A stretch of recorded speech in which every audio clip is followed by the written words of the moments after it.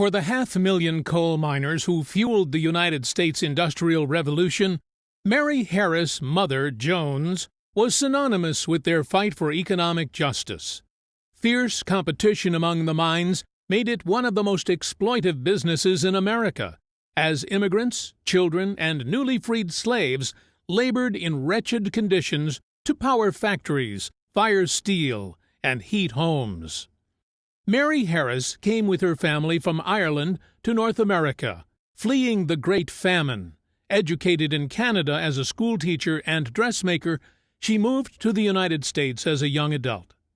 In 1861, she married iron molders union member George Jones in Memphis, Tennessee, and had 4 children. When yellow fever struck the city in 1867, Mary lost her husband and all 4 children. She was grief-stricken and resentful of the rich and the well-to-do, who fled to escape the disease. After the death of her family, Mary opened a dress shop in Chicago. Sewing clothes for its wealthy residents, her resentment of economic inequities grew. "I would look out the windows and see the poor, shivering wretches, jobless and hungry, walking alongside the frozen lakefront," she said. "The contrast of their condition with the comfort of the people for whom I sewed was painful to me. My employers seemed neither to notice nor to care." Mary was devastated yet again when the great Chicago fire of 1871 claimed her shop.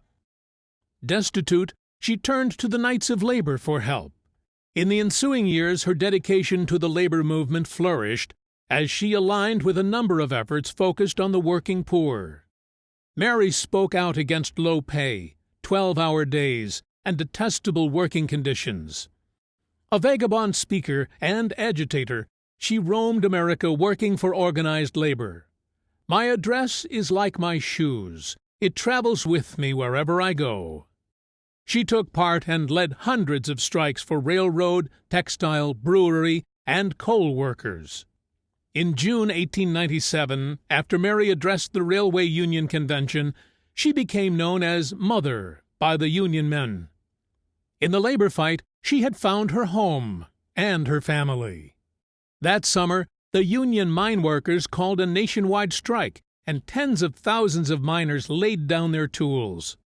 Mary arrived in Pittsburgh to tend to her boys' spirits, buoying them and goading them to fight. As the persona of Mother Jones emerged, a fearless old lady in a black dress with the fire of indignation and the tongue of a mule skinner, she became known as the most dangerous woman in America for her ability to organize workers. In just 3 years, she increased the miners' union from 10,000 to 300,000 members. A self-proclaimed hellraiser, Mother Jones organized massive marches and rallies that were without precedent. She disregarded threats to her life and was jailed numerous times for agitating.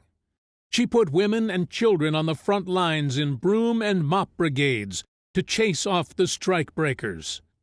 She particularly abhorred child labor, bringing public attention to the issue through children's marches. Outraged by the machine gun massacre of striking miners, women, and children at Ludlow, Colorado in 1914, Mother Jones demanded to meet with the miners' owner J.D. Rockefeller, Jr., and won a 2-hour meeting with him, leading to significant child labor reforms and the 8-hour workday. The San Francisco Chronicle summed up Mother Jones' fiery passion best. She was motherhood roused to a frenzy against the oppressors of her children. Mother Jones lived in the miners' desolate camps, sharing her own meager funds with half-starved families, and nursing the sick.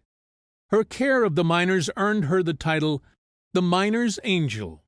When she was laid to rest in 1930 in the Union Miners' Cemetery next to her boys, tens of thousands of miners invaded the small town of Mount Olive, Illinois, to pay their respects. So that she would not be forgotten, a 22-foot granite monument memorializes her. Mary Harris, Mother Jones, was the miners' voice when they had none. She grew unions, battled corporate presidents and corrupt politicians, and testified on Capitol Hill in pursuit of economic justice. By raising hell, she raised consciousness, setting the stage for the labor laws we all value today, changing not only the mining industry, but all industry, forever.